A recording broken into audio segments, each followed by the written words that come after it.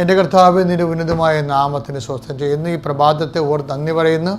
രാത്രിയിൽ കർത്താവെ വിശ്രമം നൽകിയതിനും നന്ദി പറയുന്നു. വിശ്രമിക്കാൻ പറ്റാത്തവരും ഉറക്കമില്ലാതിരുന്ന ഒത്തിരി മക്കളുണ്ട്. ഈശോയെ, കുടുംബത്തിലെ അലോക്യങ്ങളും അസ്വസ്ഥങ്ങളും കാരണം ഉറങ്ങാതെ കിടന്ന മക്കളുണ്ട്. കർത്താവ് അവരെ എല്ലാം സഹിച്ച് പ്രാർത്ഥിക്കുന്നു. അവർ കർത്താവ് കൃത്യസമയത്ത് ഉറക്കം നൽകി അവരെ അനുഗ്രഹിക്കണേ. അവരുടെ മനസ്സിനെ അലട്ടുന്ന ഭാരങ്ങൾ, ഉറക്കമില്ലാതിരിക്കാനുള്ള കാരണങ്ങൾ, ചിലപ്പോൾ സ്വകാര്യ ബന്ധങ്ങളുടെ തകർച്ചയാകാം, ചിലപ്പോൾ സാമ്പത്തിക ഞെരുക്കമാകാം, അല്ലെങ്കിൽ ശാരീരിക രോഗമാകാം, അല്ലെങ്കിൽ വീട്ടിൽ അസമാധാനക്കുറവാകാം. ഇങ്ങനെയുള്ള എല്ലാ വിഷയങ്ങളും കർത്താവെ അങ്ങയുടെ ദിവസം കണ്ണുനീരോടെ ഞാൻ ഏൽപ്പിക്കുന്നു. കർത്താവിൻ്റെ വലിയ ശക്തി അവരിലേക്ക് ആവശ്യിക്കണം. അവരുടെ കഴിവ് കൊണ്ടല്ല കർത്താവെ, അങ്ങയുടെ കൃപ കൊണ്ട് അവിടെ അങ്ങേ സമാധാനം അനുഭവിക്കാനും സ്വസ്ഥവും സമാധാനവുമായിട്ട് ഉറങ്ങാനുള്ള കൃപ അങ്ങയുടെ മക്കൾക്ക് ദൈവം നൽകട്ടെ എന്ന് പ്രാർത്ഥിക്കുന്നു. കർത്താവ് വരുമാന മാർഗങ്ങളില്ലാത്തവരുണ്ട്, അത് നഷ്ടപ്പെട്ടു പോയവരുണ്ട്, കട അടച്ചിട്ടിരിക്കുന്നവരുണ്ട്, പുതിയ കച്ചവടം കാണാത്തവരുണ്ട്, കച്ചവടം പരാജയപ്പെട്ടവരുണ്ട്, അതുപോലെ വിൽക്കാൻ പാടില്ലാത്ത ചരക്കായിട്ട് കെട്ടിക്കിടക്കുന്നവരുണ്ട്, ഏജൻസി സഹായങ്ങൾ വീട്ടിലിരിക്കുന്നവരുണ്ട്, ആർക്കും വേണ്ടാത്തവരുണ്ട്, ഓഫറുകളൊക്കെ വന്ന് കോമ്പറ്റീഷൻ കൂടിയപ്പോൾ ജീവിക്കാൻ ഇത്രയും നാൾ ജീവിച്ച പല കൊണ്ട് ജീവിക്കാൻ പറ്റാതിരിക്കുന്നവരുണ്ട്. ഈശോ, ഇങ്ങനെ ഓരോരോ വിഷയങ്ങൾ, റബ്ബർ തോട്ടങ്ങൾ കൊണ്ടും മത്സ്യമേഖലയിലെ വരുമാനം കൊണ്ട് ജീവിച്ചിരിക്കുന്നവർക്കുണ്ടായിട്ടുള്ള ഈടറിവുകൾ, അതിനെല്ലാം അതിജീവിക്കാനുള്ള കൃപ അവർക്ക് നൽകണമെന്ന് പ്രാർത്ഥിക്കുന്നു. കർത്താവേ, പുതിയ പുതിയ ബുദ്ധികൾ, പുതിയ പുതിയ ചിന്തകൾ, പുതിയ പുതിയ ആലോചനകൾ, അതിജീവനത്തിൻ്റെ മാർഗങ്ങൾ അഭിഷേകമായി അങ്ങനെ മക്കൾക്ക് നൽകണമെന്ന് പ്രാർത്ഥിക്കുന്നു. വിദേശത്ത് പോയിരിക്കുന്ന മക്കൾ, പഠിക്കാൻ പോയിരിക്കുന്ന മക്കൾ, ജോലിക്ക് പോയിരിക്കുന്ന മക്കൾ, അവർ ആ മേഖല അനുഭവിക്കുന്ന പ്രത്യേക പ്രതിസന്ധികൾ, പ്രയാസങ്ങൾ, അതിൽ നിന്നെല്ലാം മനം നൊന്തിരിക്കുന്നവർ അവരെ നീ ആശീർവദിക്കണം പ്രാർത്ഥിക്കുന്നു. വിദേശത്തുള്ള രോഗികൾ, അവർ വല്ലാതെ വലയുന്നവരുണ്ട്. ഒരു ശുശ്രൂഷയും ലഭിക്കാത്തവരും, വളരെ മോശമായ സാഹചര്യങ്ങളിൽ നാട്ടിൽ പോരാനും പറ്റണില്ല, പോരാതിരിക്കാനും പറ്റുന്നില്ല, സമ്പത്തുമില്ല, ജോലിയുമില്ല, ഇങ്ങനെ കിടന്ന് കറങ്ങി വരുന്ന വേദനിക്കുന്നവർ ഇന്നും നീ സഞ്ചാരി മാതാവേ അമ്മ ഇന്ന് അവരെ സന്ദർശിക്കണം. ഈ പ്രാർത്ഥന കേട്ടിട്ട് അവർ നിൻ്റെ അനുഭവം ഉണ്ട്, അടയാളം കിട്ടിയിട്ട് ആശ്വാസം അനുഭവിച്ചിട്ട് അവർക്ക് ഭാഷത്തിൽ വന്ന് സാക്ഷ്യം പറയണമെന്ന് ഞാൻ അമ്മയോട് കർശനത്തോട് യാചിക്കുന്നു. എൻ്റെ കർത്താവിൻ്റെ ഉന്നതമായ നാമത്തിൽ തൊഴിലിടങ്ങളെ ആശ്രയിക്കാൻ പ്രാർത്ഥിക്കുന്നു. പുതിയ തൊഴിൽ കണ്ടുപിടിക്കാനുള്ള കൃപയ്ക്ക് വേണ്ടി പ്രാർത്ഥിക്കുന്നു. ചെയ്തുകൊണ്ടിരിക്കുന്ന തൊഴിലിന് അപ്ഡേഷൻ കിട്ടാൻ വേണ്ടി പ്രാർത്ഥിക്കുന്നു. കർത്താവെ, എൻ്റെ കർത്താവിൻ്റെ ഉന്നതമായ നാമത്തിൽ സഭയുടെ അധികാരത്തിൽ മക്കളില്ലാത്തവർക്ക് വേണ്ടി പ്രാർത്ഥിക്കുന്നു. മക്കൾ ഉണ്ടാകുന്നതിന് വേണ്ടി പ്രാർത്ഥിച്ചുകൊണ്ടിരിക്കുന്നവരെ ആശീർവദിക്കാൻ പ്രാർത്ഥിക്കുന്നു. എൻ്റെ കർത്താവിൻ്റെതുമായ നാമത്തിൽ കോടതി കേസുള്ളവർ, പോലീസിൽ കേസുള്ളവർ, അതെല്ലാം മോശമായ രീതിയിൽ മാറുന്നവരും, അതുപോലെ തന്നെ സത്യത്തിന് നിരക്കാത്ത വിധത്തിൽ കോടതിയിലും പോലീസ് സ്റ്റേഷനിലും ഒക്കെ നടപടിക്രമങ്ങൾ വരുമ്പോൾ ഇനി എന്ത് ചെയ്യുമെന്ന് അറിയാൻ പാടില്ല. വേദനിക്കുന്നത് തങ്ങൾക്ക് ആരുമില്ലല്ലോ, അതിന് കഴിവില്ലല്ലോ, പണമില്ലല്ലോ, വിദ്യാഭ്യാസമില്ലല്ലോ, ആരും തങ്ങൾക്ക് വേണ്ടി വാദിക്കാനില്ലല്ലോ എന്നൊക്കെ പറഞ്ഞ് വേദനിച്ച് നൊമ്പരപ്പെടുന്നവരെ, ഭാരപ്പെടുത്തുന്നവരെ കർത്താവിൻ്റെ ചൈതന്യത്തിനെ സമർപ്പിക്കുന്നു. അവർക്ക് ദൈവം തന്നെ തുണയായി നിന്നുകൊണ്ട് ഞാൻ ഏത് കോടതിയിലായാലും കർത്താവിൻ്റെ സാന്നിധ്യം അനുഭവിക്കാനും ദൈവത്തിൻ്റെ പരിപാലനയ്ക്ക് അവർ സുവിശേഷത്തിൻ്റെ സാക്ഷികളാകാൻ അവരെ അനുഗ്രഹിക്കുന്ന പ്രാർത്ഥിക്കുന്നു. എഴുതുന്ന കുഞ്ഞുങ്ങൾ, ടെസ്റ്റുകൾ എഴുതുന്ന കുഞ്ഞുങ്ങൾ, പരീക്ഷ എഴുതുന്ന കുഞ്ഞുങ്ങൾ, അതുപോലെ തന്നെ കോമ്പറ്റീഷനിൽ പങ്കെടുക്കുന്ന മക്കൾ, ഓരോരോ സ്പോർട്സ് കോമ്പറ്റീഷൻസ് ഉണ്ട്, അതുപോലെ തന്നെ റൈറ്റ് കോമ്പറ്റീഷൻസ് ഉണ്ട്, ജോബ് കോമ്പറ്റീഷൻസ് ഉണ്ട്, ഇൻ്റർവ്യൂകളുണ്ട്. ഇങ്ങനെയുള്ള എല്ലാം പങ്കെടുക്കുന്ന മക്കൾ, അവർക്ക് പലപ്പോഴും അവരുടെ പ്രതിയോഗികളെ കണ്ട് പകച്ചു നിൽക്കുന്ന മക്കൾ, അവർക്ക് ശക്തി കൊടുക്കുകയും ദൈവത്തിൽ ആശ്രയിക്കുന്നതിന് ഉന്നതമായ വിജയം നൽകി അവർ അനുഗ്രഹിക്കുകയും ചെയ്യാൻ പരിശുദ്ധ ദൈവം ഏൽപ്പിക്കുന്ന കല്യാണം ഒത്തുവരാത്ത മക്കൾ, ഒത്തിരി കല്യാണം നടക്കുന്ന സീസണിൽ പോലും ജീവിത പങ്കാളിയെ കിട്ടാതെ വിഷമിക്കുന്നവർ, വന്ന കല്യാണം പിരിഞ്ഞു പോണവർ, അകന്നു പോണവർ, കർത്താവെ അത് അലസിപ്പോകുന്നവർ, ഇങ്ങനെയുള്ള എല്ലാ വിധത്തിലും ജീവിതം ഭാരപ്പെട്ടിരിക്കുന്നവരും, അതുകൊണ്ട് പള്ളിയിൽ പോകാതിരിക്കുന്നവരും, അതുകൊണ്ട് ദൈവത്തോട് അടുക്കാതിരിക്കുന്നവരും, പ്രാർത്ഥിക്കാതിരിക്കുന്നവരും, എന്തിനാ പ്രാർത്ഥിക്കണത് എന്ന് വിചാരിച്ചുകൊണ്ട് തങ്ങളുടെ പരാജയ അനുഭവങ്ങൾ ചുമന്നുകൊണ്ട് നടക്കുന്നവർ, ഇങ്ങനെ എപ്പോഴും തന്നോട് തന്നെ വെറുപ്പ്, എല്ലാവരുടെയും വെറുപ്പായിട്ട് ഇങ്ങനെ ഇരുട്ടുമുറിയെ സ്വന്തമായിട്ട് തളച്ചിട്ടിരിക്കുന്ന മക്കളെ കർത്താവിൻ്റെ നാമത്തിൽ അവർ പരിശുദ്ധം അവരെ സഹായിക്കുകയും അവരെ സന്ധിക്കുകയും ചെയ്തിട്ട് പ്രാർത്ഥിക്കുന്നു. കുഞ്ഞുങ്ങളെ, ഡിപ്രഷനുള്ള കുഞ്ഞുങ്ങളെ സംബന്ധിച്ച് പ്രാർത്ഥിക്കുന്നു. എൻ്റെ കർത്താവിനുമായ നാമത്തിൽ സഭയുടെ അധികാരത്തിൽ കുരിശടയാളത്തിൽ യാത്രക്കാരെ സംബന്ധിച്ച് പ്രാർത്ഥിക്കുന്നു. യാത്രയിലെ ലക്ഷ്യങ്ങളെ സംബന്ധിച്ച് പ്രാർത്ഥിക്കുന്നു. അതെല്ലാം സഭകരിച്ച് തിരിച്ചു വരാൻ വേണ്ടി പ്രാർത്ഥിക്കുന്നു. നിത്യം പിതാപുത്രനും പരിശുദ്ധാത്മാവിനും ആമേൻ. നമ്മുടെ ജീവിതത്തിൽ എല്ലാവരും ശ്രമിക്കണം. ഇപ്പോൾ ചില ആൾക്കാർ വർക്കൗട്ടിന് പോണില്ലേ, ജിംനേഷ്യത്തിലൊക്കെ പോണില്ലേ അല്ലേ, ചിലർ ക്രാഷ് കോഴ്സിന് പോകുന്നുണ്ട്. ഒരു ജോലിയിൽ നിന്ന് ഇറങ്ങിയാൽ അടുത്ത ജോലി കിട്ടാൻ വേണ്ടി, അപ്ഡേഷൻ കിട്ടാൻ വേണ്ടി അവരങ്ങനെ പോകുന്നുണ്ട്. ചിലർ ട്യൂഷന് പോകുന്നുണ്ടല്ലേ, അങ്ങനെ സ്പെഷ്യൽ ക്ലാസ്സിന് പോകുന്നു. സ്പെഷ്യൽ ക്ലാസ്സൊക്കെ ഉണ്ടാകും ചിലർക്ക്.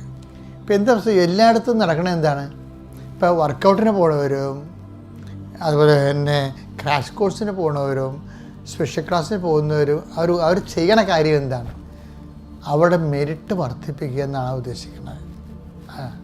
ഇപ്പം നിങ്ങൾ പ്രാർത്ഥിക്കുന്ന പോലും എന്താ, പ്രാർത്ഥിക്കുന്നതിൻ്റെ ഉദ്ദേശം പോലും നിങ്ങളുടെ മെരിറ്റിൽ നിങ്ങൾ അഡ്വാൻസ് ചെയ്യാൻ വേണ്ടിയും പുരോഗമിക്കാൻ വേണ്ടിയാണ് ഓരോരുത്തരും പ്രാർത്ഥിക്കുന്നത് അല്ലേ. പ്രാർത്ഥന അതിനുവേണ്ടി നമ്മൾ ഉപയോഗിക്കുന്നുണ്ട്. എന്താണ് ഈ പറഞ്ഞു വരുന്നതെന്ന് അർത്ഥം എന്ന് വെച്ചാൽ, ഇപ്പം നിങ്ങൾ വർക്കൗട്ട് ചെയ്തു, അല്ലെങ്കിൽ സ്പെഷ്യൽ ക്ലാസ്സിന് പോയി, ക്രാഷ് കോഴ്സിന് പോയി, നിങ്ങൾ നല്ല 100% മെറിറ്റോറിയസ് ആണെന്ന് വിചാരിച്ചോ.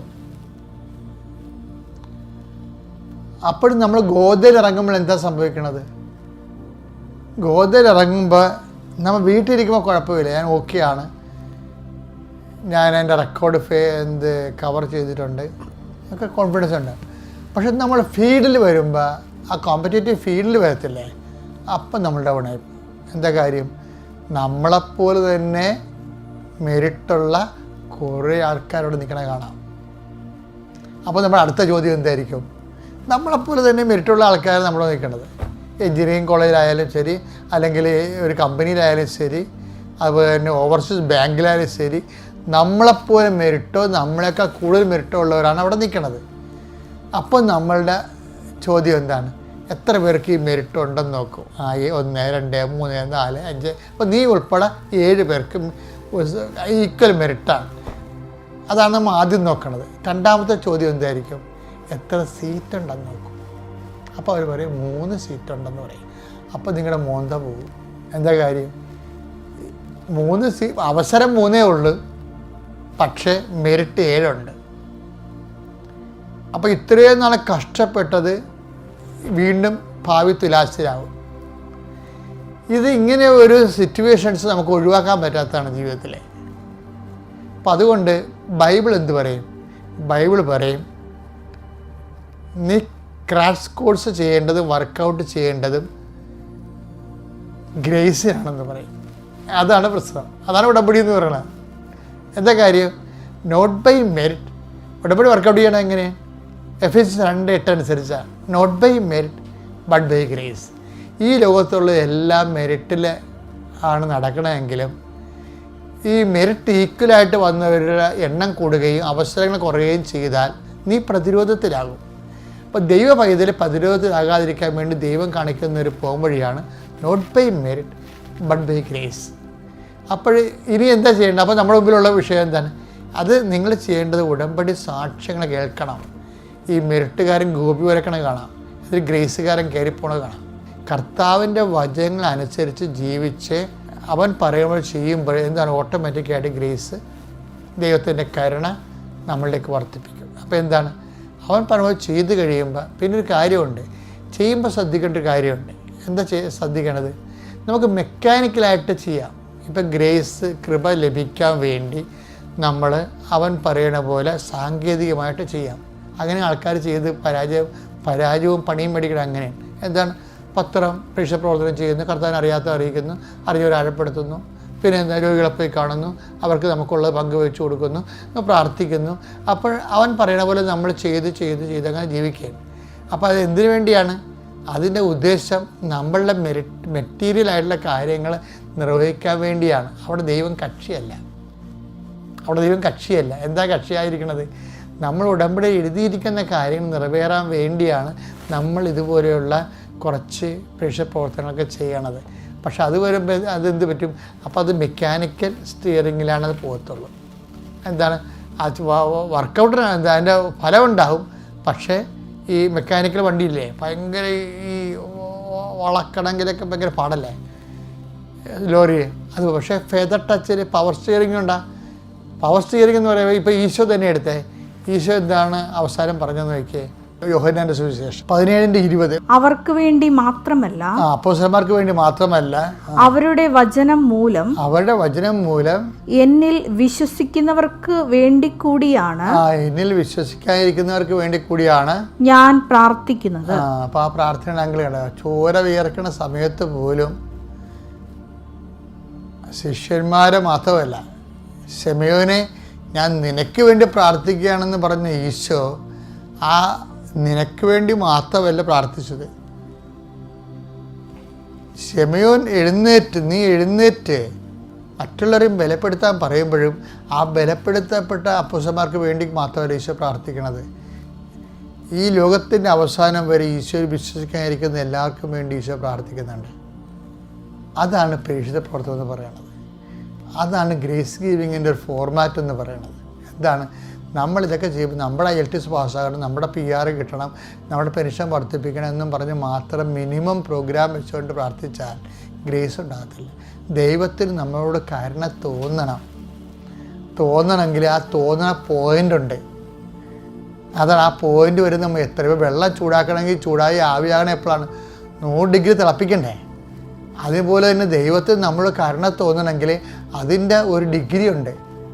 അതുകൊണ്ട് ഈ സങ്കീർത്തനം പറയണത് 123:2 എടുത്ത്, ദാസന്മാരുടെ കണ്ണുകൾ യജമാനന്റെ കയ്യിലേക്ക് എന്നതുപോലെ